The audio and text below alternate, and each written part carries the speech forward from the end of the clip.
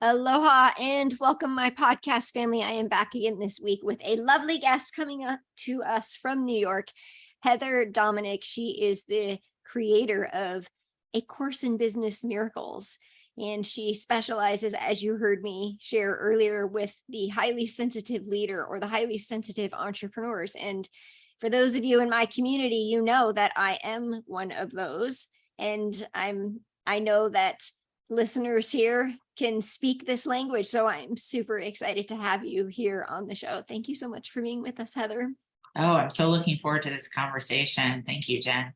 Yes, absolutely. So I'm really excited for you to just share how you got into this. Before we began this call, I was talking about how this conversation that we're having is maybe more available now, but you actually started deep diving into this work in the 90s, and you spent some time alongside or training with or from a couple of some top thought leaders in this subject, in this area. So I'd like you to just tell us a little bit about what that was like to kind of be in the forefront of just the awareness of even speaking the language that we're going to speak today. Yeah, it's such a beautiful place to start.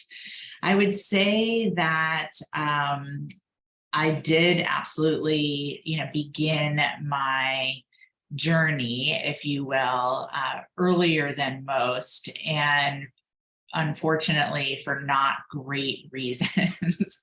But that's often what brings us to, self-growth and diving deeper into personal evolution, right? So really everything began when I was 14 and my mother died as a result of a bicycle accident. So it was something that was clearly unexpected and very sudden. And that literally just launched me into this, very unusual space, and a space that was definitely filled with a lot of grief and loss and feeling lost. And this definitely really was a part of the remainder of my teenage years, entering into my early 20s, through my 20s, into my 30s. And so I was given A Course in Miracles by my father at the time that my mother died, and really began to use the course, which for those who maybe aren't familiar with A Course in Miracles is a psychological and spiritual curriculum. And that led me to Marianne Williamson, which then led me to Wayne Dyer and also Carolyn Mace and others that I worked with in those early years of the 90s, as you said. Though I will definitely say in no way during that time was I like, wow, here I am on the cutting edge. And now I look back and I would be in a room with like maybe 25 people, 12 people, listening and working with and studying and learning from, Marianne and Wayne and others. But it was really from a place of desperation and, again, a deep sense of loss and looking to try to find my way. The, result was that I brought to my business, when I started my business in 2003, already a lot of this training, if you will, for lack of a better way of saying it. And it's a path that I've definitely stayed on. Yeah, that's amazing. Like I would say I've been in the world, in sort of this world in this conversation for about 15 years. And so when I think back, and I had another guest on the show, I don't know if you know Karen Kenny, but she was Marianne Williamson was one of her personal mentors. And just, so awesome, right? To be able to learn in a small room with some of these, and now today, more people I feel like are open to these conversations and listening more. And so you were really having these conversations 25 years ago. and started your journey and your path, and have since become a teacher and a leader to help leaders and other Mhm. teachers and coaches to sort of walk the path that you were doing, I guess 20 years ago. What would you say from that time was like your biggest takeaway? Like what was the thing within you that was like, okay, this is sort of the impact, or this is what I want to take and how I want to share and what I want to Yeah. share in the world? Yeah, what a beautiful question. I would say probably the biggest, and even in those early years was the concept that I was not beholden to my experience, that I did have the power within me to change my thoughts, change my feelings, and then therefore to change my circumstances. I was also, I will say, very, very aware, because of personal circumstances and experience, that this was not pie in the sky thinking, that it actually really required, a deep due diligence and commitment. In the early years, I remember Marianne saying something along the lines of that even at that time, she considered herself an intermediate student of the course. And that always really stayed with me, is that this wasn't a place of arrival, if you will, and that it really is about being committed to the ongoing process. And so again, that's something that has really stayed with me and is very much a part of the work that I do for myself, the work that I do for my clients and community members, really in service to the value of process as part of really being able to create and then experience true transformation. Yeah. One of the uh sayings that I love is when the student is ready, the teacher will appear. And so as I'm hearing your story, like I'm noticing like that was happening in your case. And now that happens for you in the way that you become the teacher for the students Mhm, who are ready. mhm. Um, so one of the things I really want to dive into and I was super interested in is you speak in terms of like the highly sensitive leader, the highly sensitive entrepreneur. And so I'm curious, what does that mean to you? What does highly sensitive leader, like who is that? What might they be experiencing, or how may they experience life? Yes, absolutely.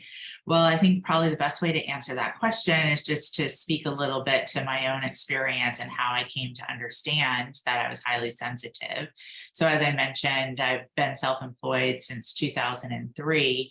When I started my self-employment journey, I had no idea that I was highly sensitive. I had never even heard that phrase before, which now looking back makes sense, since the majority of the research regarding what it means to be a highly sensitive person was really just brand new at that time. It was coming out of the mid and late 90s research. And so I launched myself into being self-employed, and I brought all of my coping mechanisms and baggage with me. And just threw myself into what was the coaching industry at that time, created a good amount of external success that came at a very high cost. So I had brought my business across the $1 million mark for the first time at about 2008, 2009, and really just found myself like massively overwhelmed, overworked, overexhausted, super questioning everything that I was doing, looking around me at things that were happening in the industry, and just just feeling like such an outsider. And again, just a real deep sense of self-inquiry regarding like, what am I doing and where am I meant to be going? Looking back, I can say that was absolutely a dark night of the soul. When I was in it, it was just, hell. But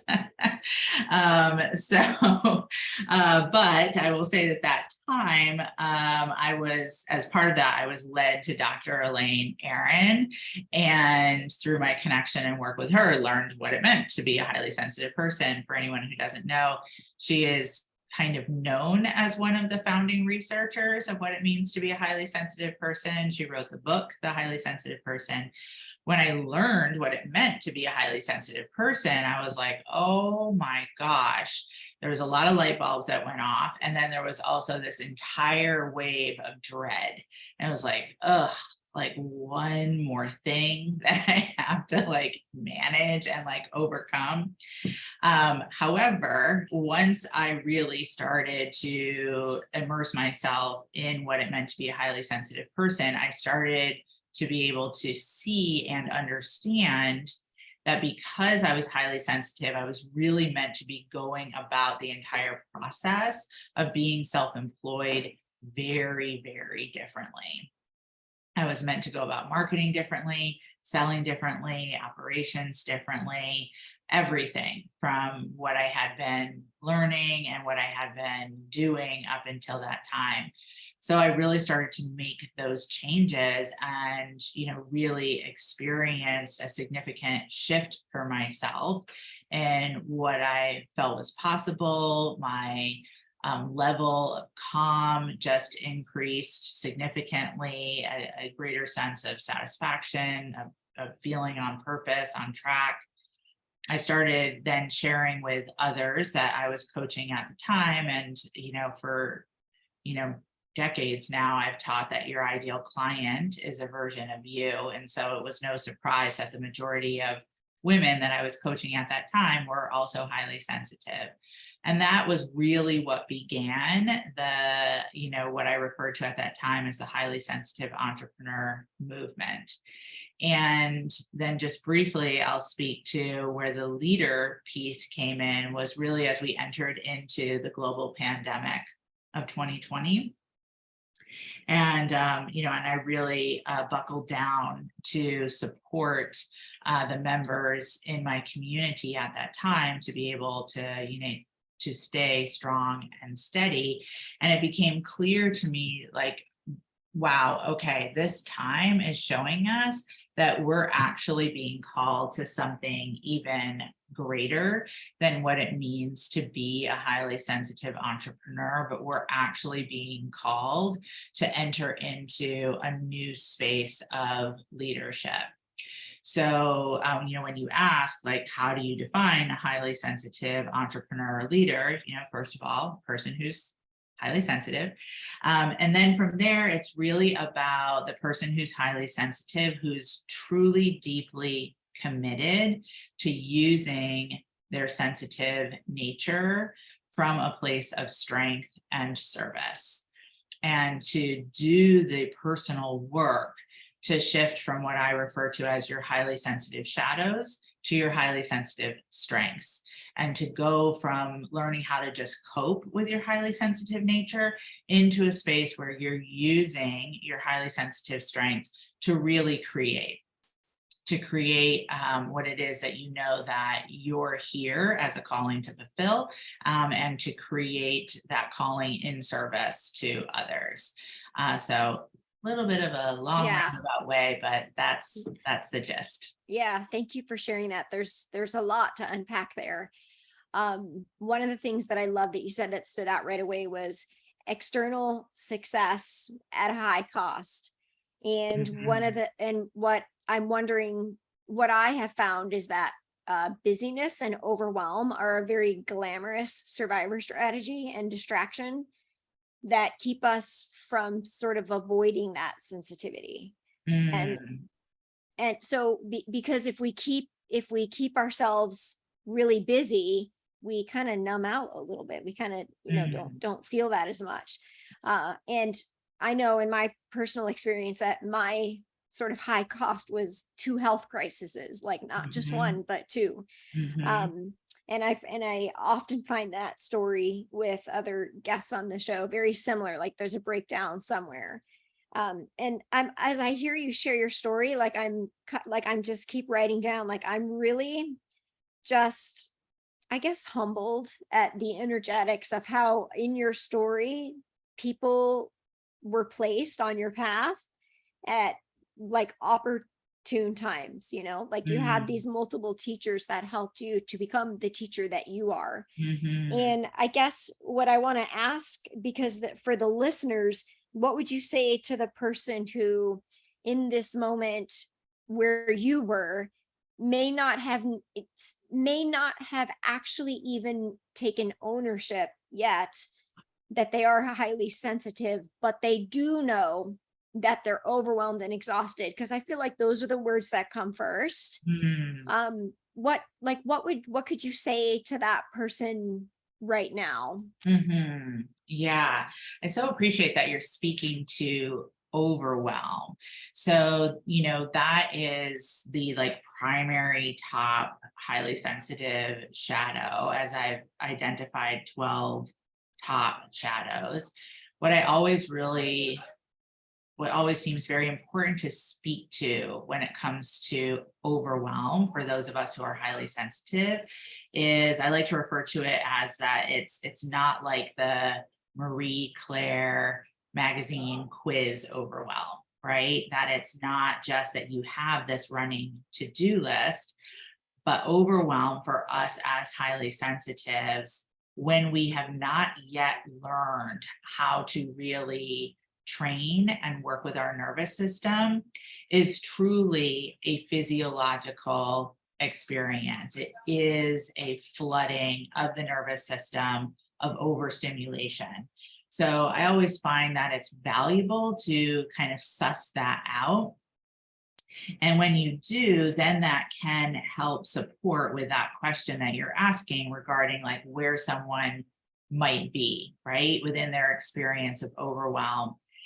And then that speaks to what I've also identified as what I refer to as the 3 typical coping mechanisms for those of us who are highly sensitive. There's the coping mechanism of pushing, the coping mechanism of hiding, and then the coping mechanism of combo plattering, which is you go back and forth between pushing and hiding. So dependent upon whether you are more of a pusher versus a hider, that overwhelm is going to show up very differently for you. So when I hear you speaking of overwhelm and the health crises, I don't know if that's the right way of saying that, which I can definitely relate to as well, because I had, 3 boom, boom, boom, and, within a 6-year time frame. I will out myself as a pusher.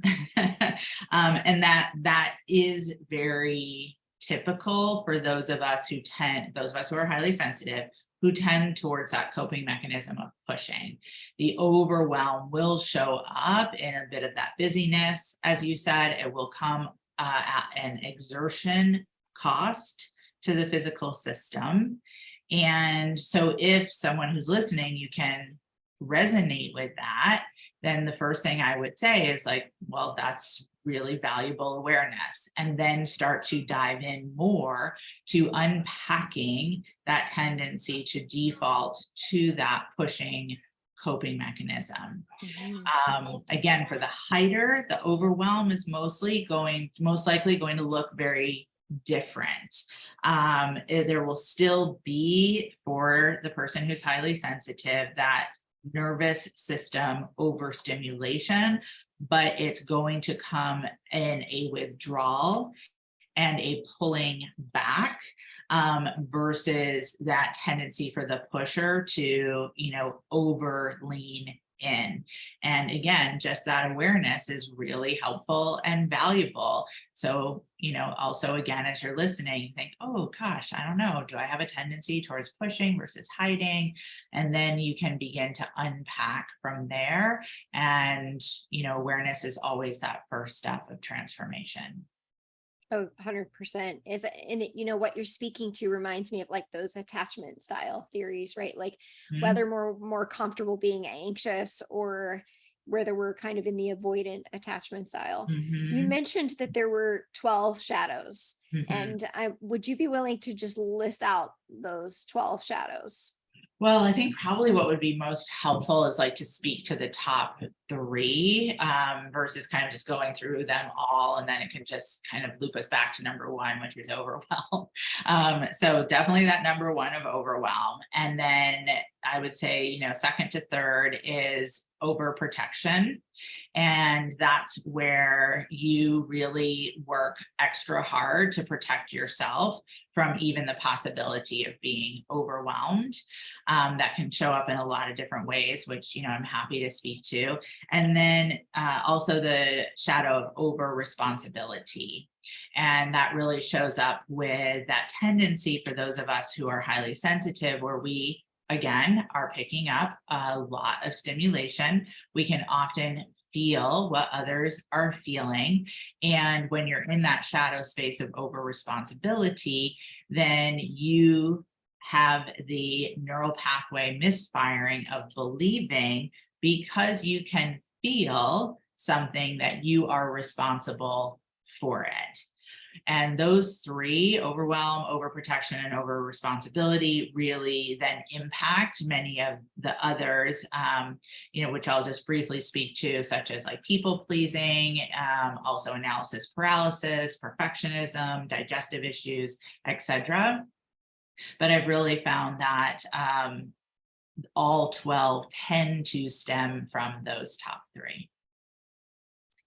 So how do we develop these shadows?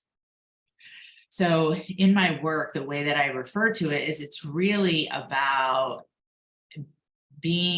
going through, let me see, the best way to say it, it's really about training your nervous system. So most of us who are highly sensitive, at this point, at this time in the world, very similar to like we were talking about in the beginning of our conversation, when we were growing up, it wasn't common knowledge to work with, right? So most likely we did not have teachers either within our family of origin or, within our schooling education experience. We didn't have teachers who taught us how to work with our nervous system as a person who's highly sensitive. I also like to say that, being that the research shows that there's only 20% of us in the world who are highly sensitive, it then makes sense that like, oh yeah, the majority of the world is designed for the other 80%. So somewhere along the way, because again, to no one's fault, we weren't really taught how to be in the world as a person who's highly sensitive. We developed these shadow behaviors. We developed these coping mechanisms to be able to get us where we are, right? It's how we were processing the world, which again, most likely was very different than the majority of people around you. So the work that I do in the highly sensitive leadership training programs at its core is the process of retraining how you work with your nervous system. And that is then that shift in pathway from the shadow to the strength, where as you go through the retraining process, it shifts from an intellectual understanding only of like, oh yes, intellectually, I understand that my nervous system defaults to overwhelm, right? Or intellectually, I understand that I have a tendency to go into over responsibility. And intellectually, I understand that I possess strengths like intuition and empathy, to take it beyond understanding into embodiment and knowing, so that then you begin to make conscious choices that then redirect the nervous system into strength response. And then even eventually it's happening without even the need for that conscious thought. And that's the ideal, right? And then there's just such a freedom that comes from that. It just really frees you up to, experience everything for yourself in a much more genuine way. Your business just really is just so much more of an authentic expression of who you are. And that just, ripples out into all of your relationships for sure. So, that's really That's really seems to be the core, the essence to that shadow versus strength, reaction versus response. Yeah, I like to talk a lot about, leading, and people on the show or listeners have heard me say leading from your gifts rather than your wounds. And I love how you said shifting from knowing to embodying, because Mhm. there's a different level of, um, in the way that we respond, like you That's right. said, to the Yes. world. So you've shared about the coping mechanisms and the shadows. And you also talked about how awareness is the first key. And Mhm. I feel like the awareness around that is around like the needs. So I'm Mm. just curious if you could speak to the person who's listening right now, who's like, oh, okay, I I'm in the space of understanding, like, I am a highly sensitive person, and maybe I've developed some of these coping strategies. Maybe I can relate to some of these shadows. How would you speak to them? And I know it's about, I like how you use the words like, well, I'm going to use my word, kind of redefining the neurological pathways to regulate the nervous system. And then also, and intellectualizing is can probably be a coping mechanism as well. But how do you go about helping them understand, or what are your thoughts, I should say, on what the underlying subconscious needs are for the ways in which we have created these coping mechanisms? Mhm. Yeah, what a beautiful question. I would say at the very core, it's safety, right? So that's really where, our default to shadows, our default to the coping mechanisms. That's really where it stems from, is the need and the desire to feel safe. Which again, if we just bring it back to the very, very basic of the research, which is that there's 20% of us who are highly sensitive, then your experience as a person who's highly sensitive, most likely, as you grew up and the majority of your life, you had an experience of being different.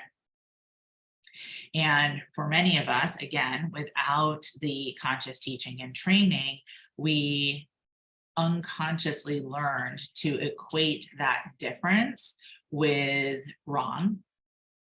And then we learn to equate that difference with wrong and then therefore unsafe. Mm. So we lost touch with our essential self, which is how I teach it, in exchange for the need to feel safe.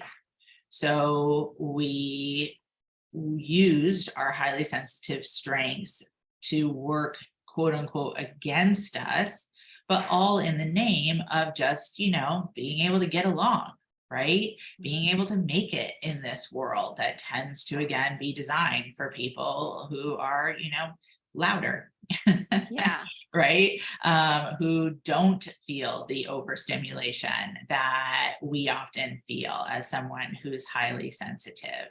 So when it becomes about the process of retraining, then it is about learning how to cultivate safety where you once equated yourself as unsafe. One of the words that comes to mind as I hear you speak that is, um, like discernment or healthy boundaries. And I'm wondering if you'd be willing to speak to that a little bit as it relates to like empathy, or just kind of like energetically, right? Because when I hear safety, and I know in my own experience, I can remember thinking at first like, oh, well, everybody's like this, and then being really confused when they weren't, and then going through that phase of kind of feeling frustrated and resentful because it was exhausting. And now, most of us are likely raising children that way too. I know that I am. And they sort of helped me through this journey and really understanding it, because they just speak truth. They don't have like the emotional garbage attached to it. Mhm. And one of the things that I learned along the way is, a couple of things like, it was sort of like a wounded badge of empathy, I guess I would say, that I noticed in myself was knowing that I could see, sense, and feel so deeply others. I really, under the surface, desired that from them to me. Like I wanted to be able to feel that scene. And so I was sort of invading energetically their space and taking on more than I needed to. And then eventually learned, we used to, with my daughters, like the conversation around discernment and healthy boundaries became really important. But the first piece was also recognizing, there was like this space of like recognizing the need and taking, I feel like the word is ownership. Like once you have kind of ownership, then you can make sense of it, then you get to choose. So could you speak a little bit kind of about the ownership or the healthy boundary piece, or what could you say to that? For sure. I really appreciate the word discernment. I use the phrase intuitive discernment in my teachings a lot. And, in teaching members of the Business Miracles community how to develop that intuitive discernment. I do really see that is key, and key when it comes to the, emotionally mature use of boundaries. And I phrase it that way because without that preface, then we can kind of start to slip into that shadow space of overprotection, right?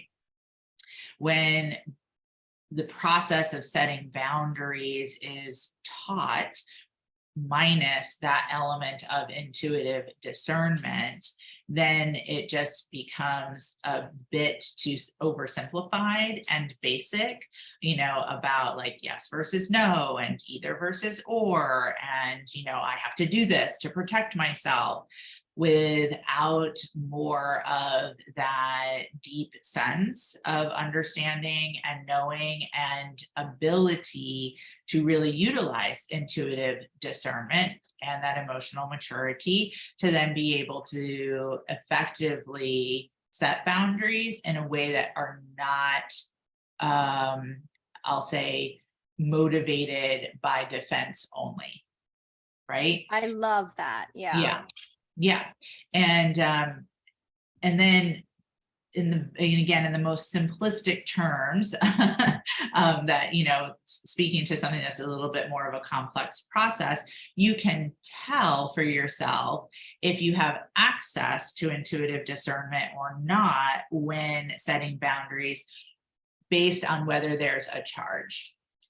So if you're feeling a charge of like, no, like, like line drawn in the sand, or, feeling really overexposed, right? Or feeling like you're over asserting yourself, which was a bit of what I heard you speaking to. That can be a signal of like, oh, wait, I kind of lost touch with the process of intuitive discernment here, and then that can just be an indicator to kind of pull back a little bit, do a little bit of course correct, recheck and see about supporting yourself to reconnect to that intuitive discernment process, and then, begin the boundary setting again from that more intuitively connected and that conscious discernment place. I can't remember the word that you said specifically, but as I'm hearing you speaking, it might have been like emotional maturity, I think is what you used. Because as I'm hearing you speaking, I'm also thinking, yes, there can be a charge, but what I've also noticed and experienced is there's also again, that idea of like leading from your gifts rather than your wounds. Like there could also almost be like an ego-led desire that feels a little bit more positive, that is taking you out of your intuitive discernment as well, For because sure. you're seeking something, right? You're seeking something sure. from your shadow or from your need. So that would also be a charge, right? Right, but just kind of in a different way, kind of like, yeah. So I just kind of wanted to, because I had that experience myself and it was a really painful experience. And I know for me that when, and it also gave me so much clarity, of course, but going through it was really a really painful experience of betrayal. And I also know physically, and I kind of wanted to hear your insight on this, is that physically, when I was ignoring my intuition, I would get migraines, like really bad. So And interesting. yeah, so I don't know if that, I just kind of wanted to share that with the audience. I don't know if you have any experience, or I guess what would your experience be, or just in how, what would you say to somebody who obviously it would be helpful for a member of the community to learn about intuition and learn the discernment and to understand their empathy. That would be a good place to start. But what Mhm. would you say would be a good practice for somebody who's a little new right now to, Mhm. I guess, discern between their intuition and I'm going to call it ego, but it could be Mhm. shadow, or, Mhm. what would just be a good maybe practice that you could say? Yeah, well, I mean, it's such a valuable process. I would emphasize that first and foremost, right? And then we go back to the difference between intellectually understanding something and really being in a space of embodiment and knowing.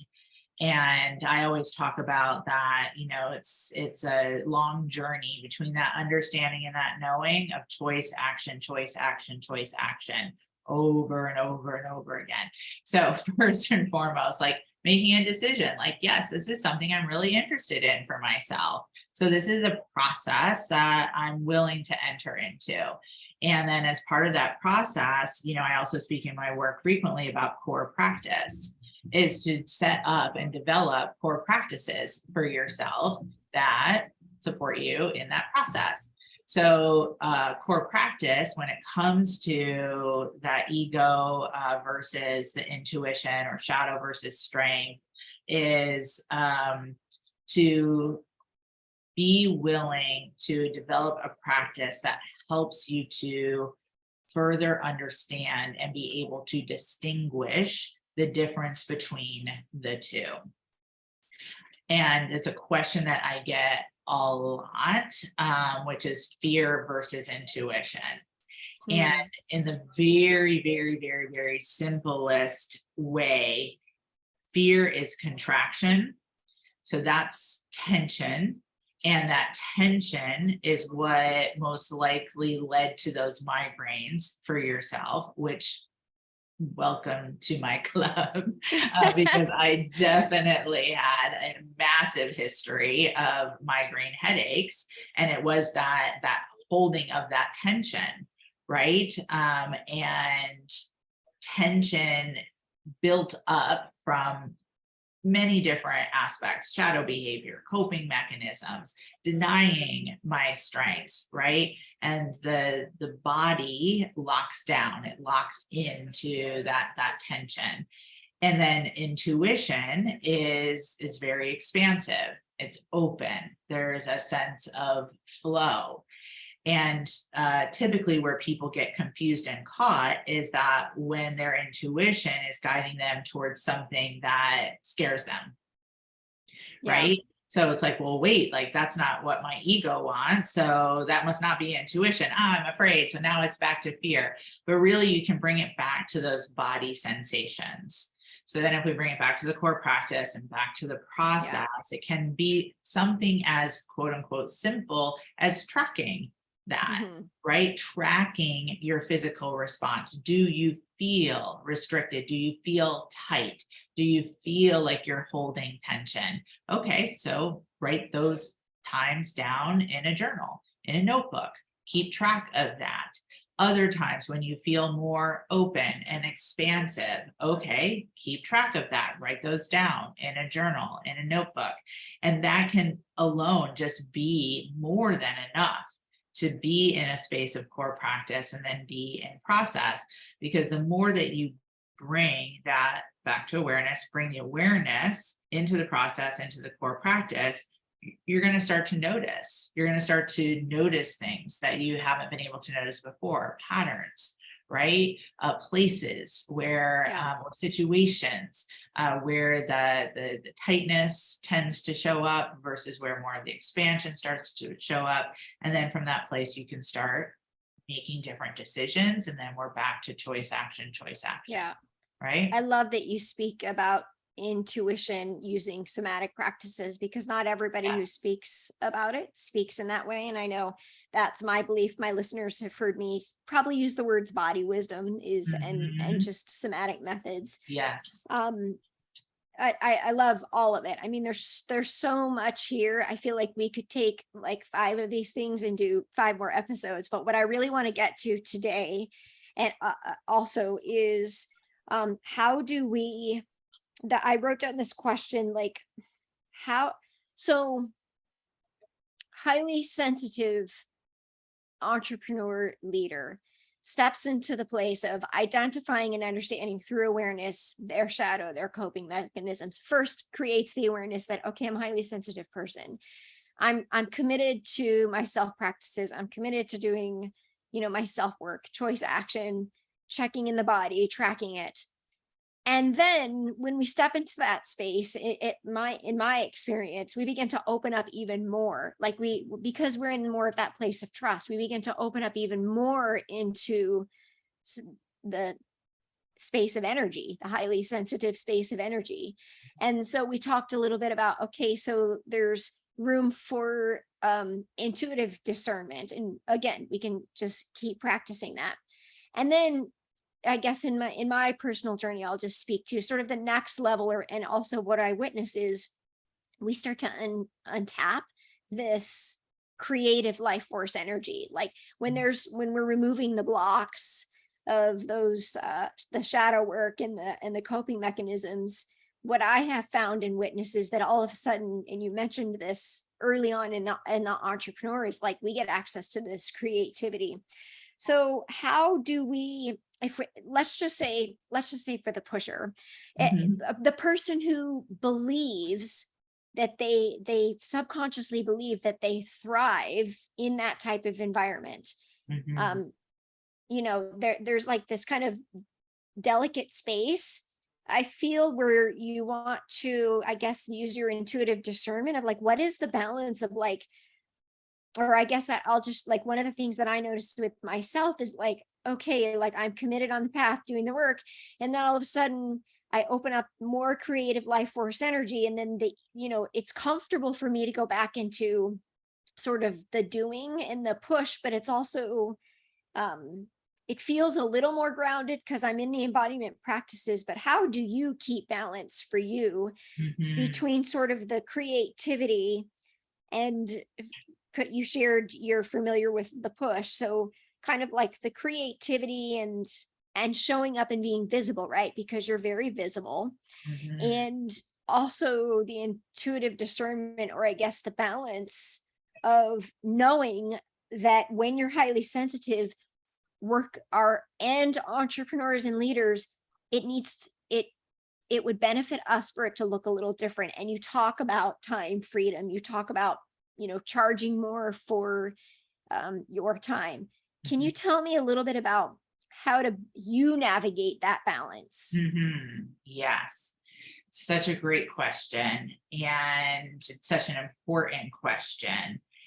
So there's a few things that come to mind as I'm listening to you. So the first is the upward spiral, right?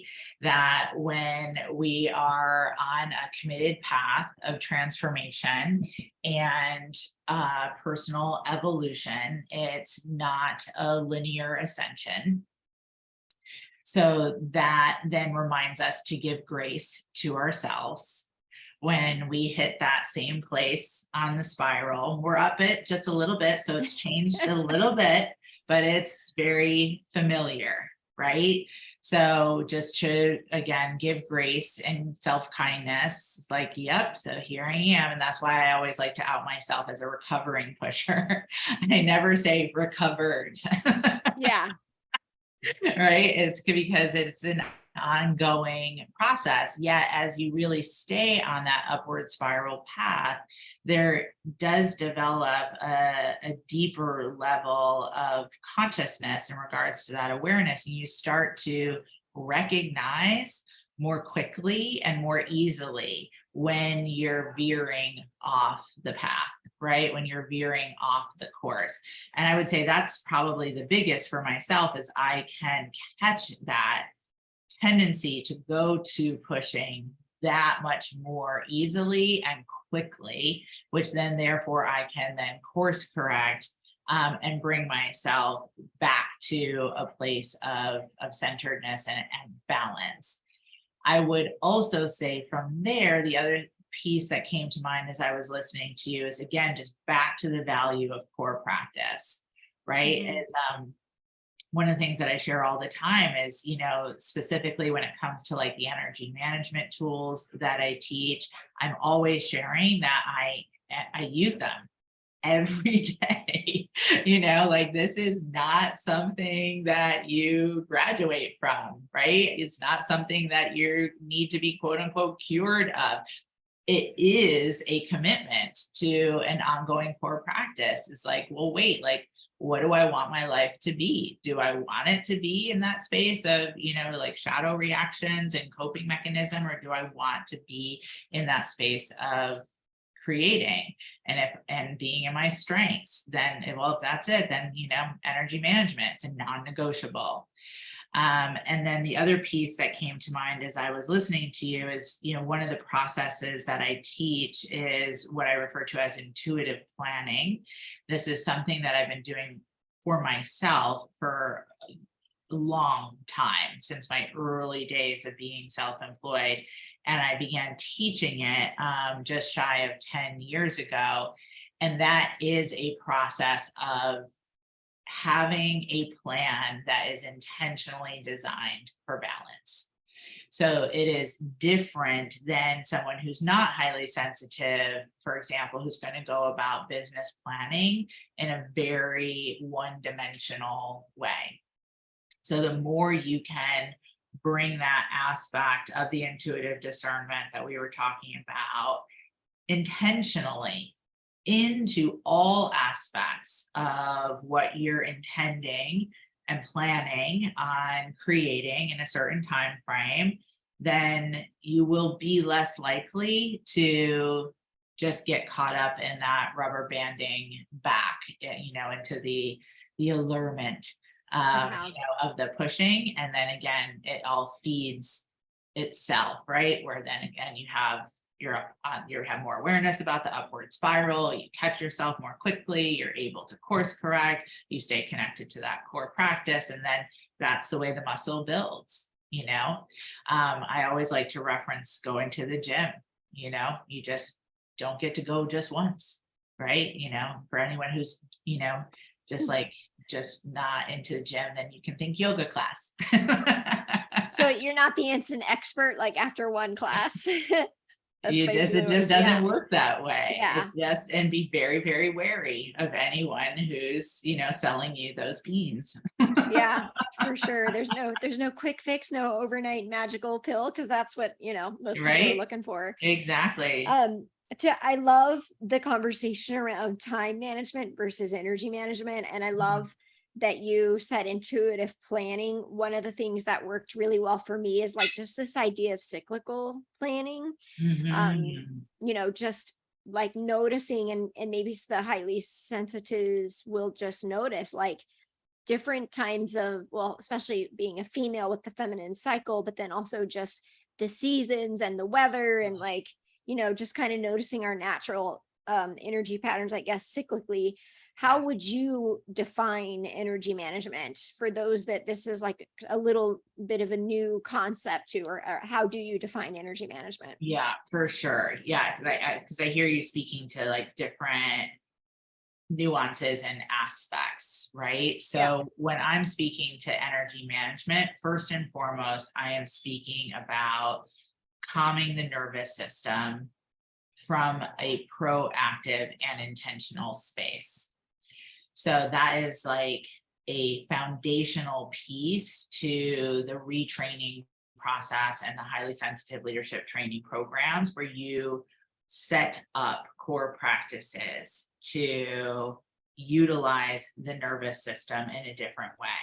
Now, most highly sensitives, and maybe even highly sensitives who have become aware that they're highly sensitive, I tend to find that they're in more of a reactive space. Then they turn to, let's say, modalities as a reaction to when the nervous system overstimulates.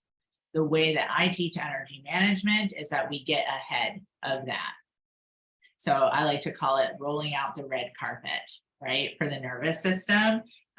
You're using energy management before you're entering into your day. You're using energy management before you enter into a project. You use energy management before you enter into anything that you start to really learn and understand has potential for overstimulation for you.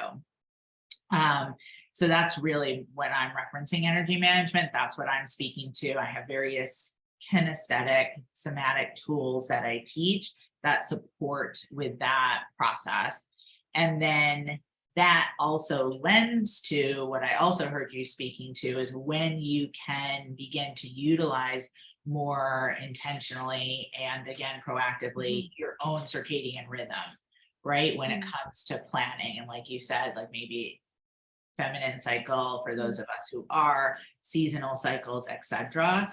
So they really then go hand in hand, right? It's kind of hard to do something like understand your circadian rhythm and work from that circadian rhythm if you're not managing your energy proactively with the nervous system, right? Or, a little bit of also vice versa.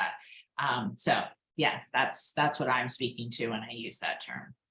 So what I'm hearing a lot of what you're sharing around this is that the most important, and I loved that you use the word proactive versus reactive, because certainly I think many of us, or hopefully many of the listeners, have some type of tool that maybe they're working on, honing in the moment when we notice we're either triggered or activated, right? Like that, even just something as simple as breath work. And what I'm hearing you say is taking it a step further, that the most important piece is really that daily practice and what you refer to as core practices. I'm wondering if you would be willing to share what your daily energy management system looks like. Like, is it mostly something that's happening in the morning? And is there like a evening routine? It's probably some of the practices, the tools that you teach. But could you just give us some insight to get to the level of leadership where you are? Because being a leader is one thing. Being a leader of highly sensitive leaders is a whole nother level, right? Yeah, for sure. For sure. So for me, it definitely is a necessity in the morning.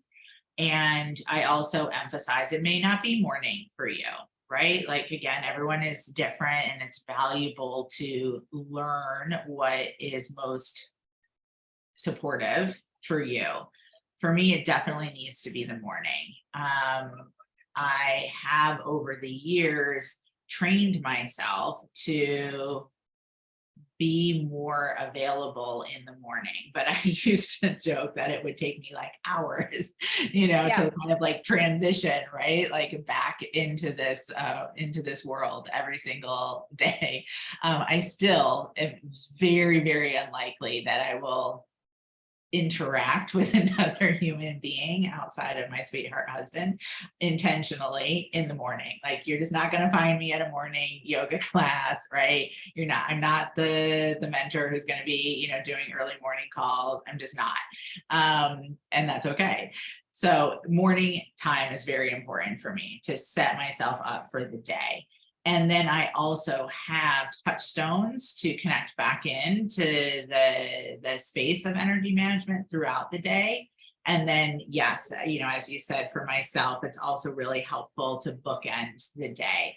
I've definitely experienced, so many sleep issues throughout the years. And that's an area where it's taken a lot of dedicated practice to really be able to support myself.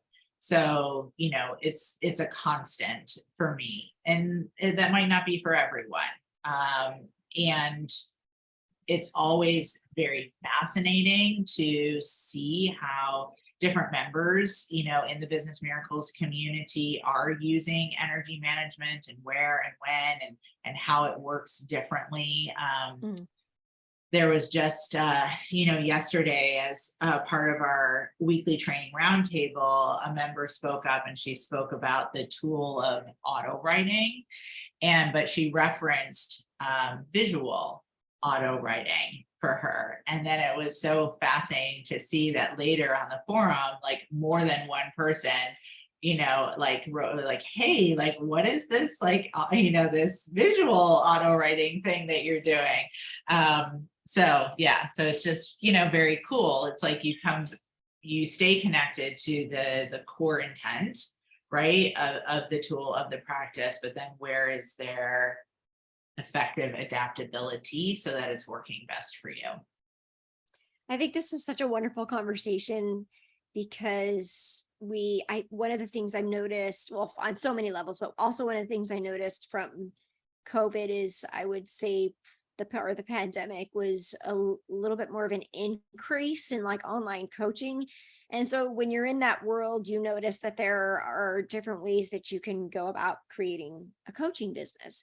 And so what I'm hearing you say is that for the energy sensitive entrepreneur or leader, energy management is like a foundation in building your business. And you might not need to hire the coach that's trying to give you just the strategies and the systems.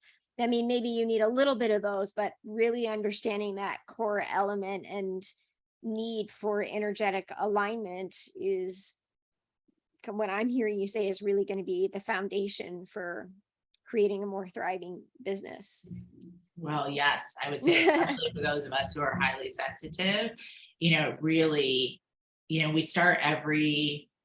have seven different tracks of training curriculum. And all of those 7 tracks start with what we refer to as orientation trainings. And those orientation trainings are all about orienting to yourself as a highly sensitive. So really, truly, in order to be able to create what you want in a way that is aligned with you, which is what I hear you speaking to, you have to know who you are. Yeah. Right. And for so many of us as highly sensitive, as I mentioned earlier in the conversation, we lost touch with that a long time ago, all just for the purpose of keeping ourselves, safe and as well as possible. Yet when you are committed and invested in stepping into that leadership space, it has to be like leader of self first, right? And like, who is that? So I'm always emphasizing, like, these are the tools and the teachings and the trainings that I share, but don't do what I do. Take the tools and the teachings and the trainings and be willing to be in the process of discovering how you're meant to be using them for you, because that's the way that then you're setting yourself up to be able to literally create and have, the business and the life that you're here to have, which is going to look different than the way that I'm here to have a business and a life. So that piece is super important when we're talking about alignment. Yeah, I love that. And just that clarity on remembering.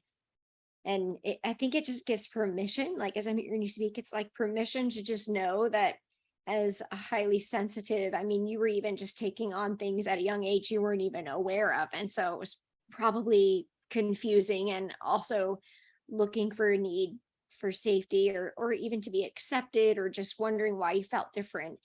That it all really comes back to just coming home to remembering that is who you are, and then deciding, like, how do I want to respond and show up? How committed am I to the daily practices that are going to help me to trust these things that I'm experiencing and to use them in a healthy way? Just such an amazing conversation, because I really do believe that, and see and witness even myself, that there's just so much, and I feel like there's a lot of people seeking this permission, and that it's just, again, the word like untapped resources keeps coming up. Like there's a lot of untapped resources, when really, like, once you step into that space, your energy shifts from exhaustion to freedom. I think that's like the feeling that comes up for me, right? Is I've been on this, in this process or this journey of now being 45 years old, but having felt so exhausted and in so many different ways, but then just understanding and learning that, okay, well, this is actually what's happening. I just wasn't aware of it. Now that I'm aware of it, there's some tools that are in place, which you teach, that can help me to discern my energy management, intuitive discernment, which I loved, core practices, intuitive planning, like such great tools. And lastly, I guess my question is, what are, if you could put into a couple of words for the entrepreneur or the leader, and I know that what you're saying is like, you need to figure out what works for you, but what would some of kind of the common core maybe values do highly sensitive leaders align to? Like, for example, one of the things we talked about was kind of that I value is time, freedom, that kind of thing. What would you say some of those values would be that will help them to really take ownership in their highly sensitive leadership? For sure. I would say time, freedom. I would say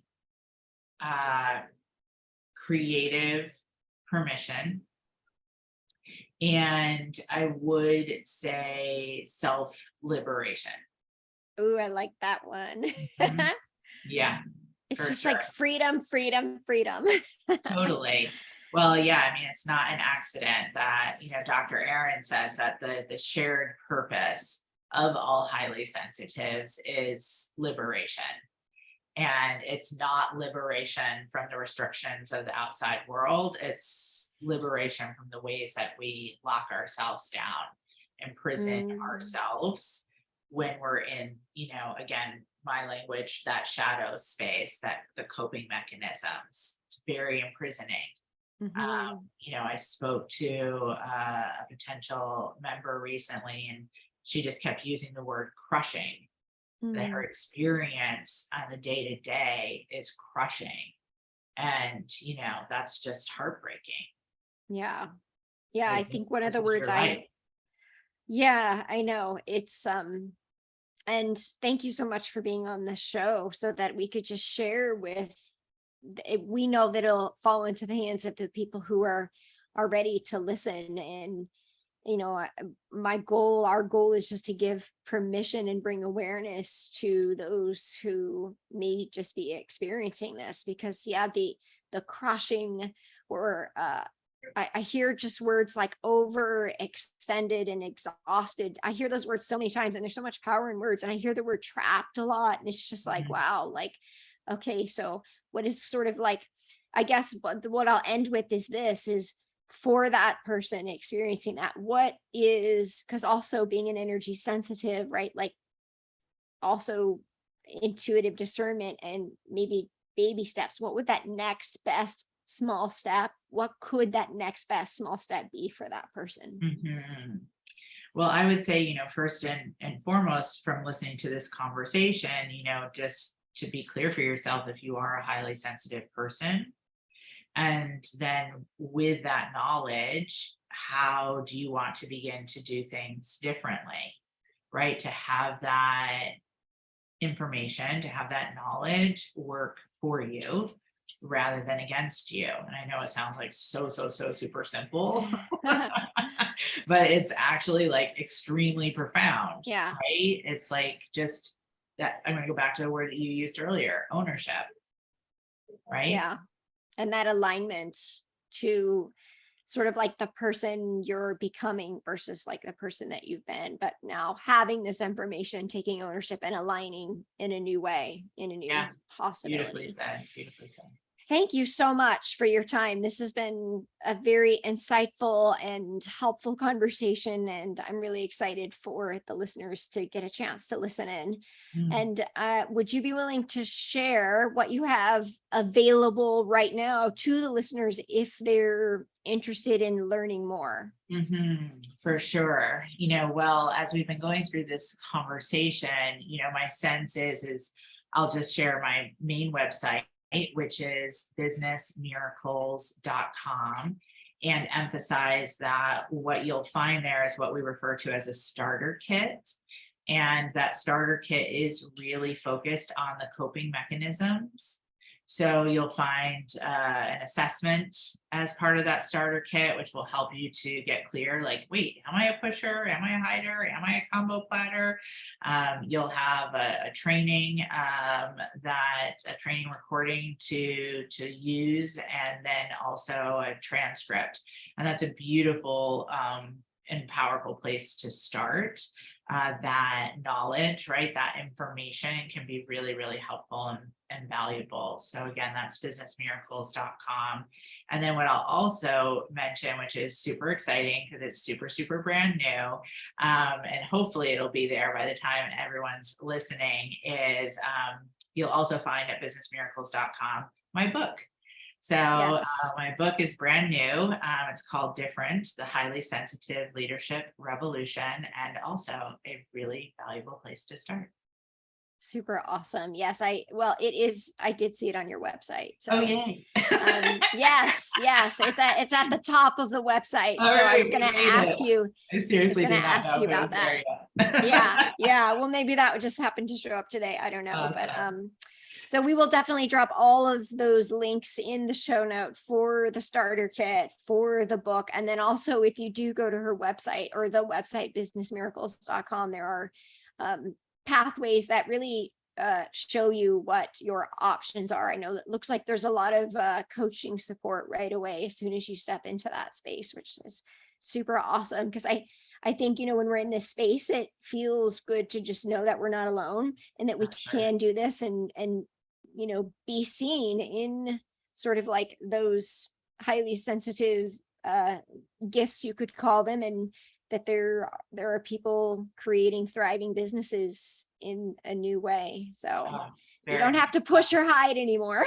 No, you Yeah. really, really don't. Yeah. Thank you so much for this conversation.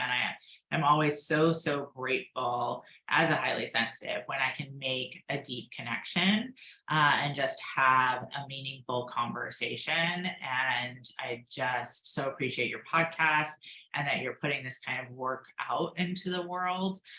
So just thank you. Thank you. Thank you. I am receiving that. And thank you so much for your time and for being on the show. And for the listeners, we'll see you again next week. Aloha.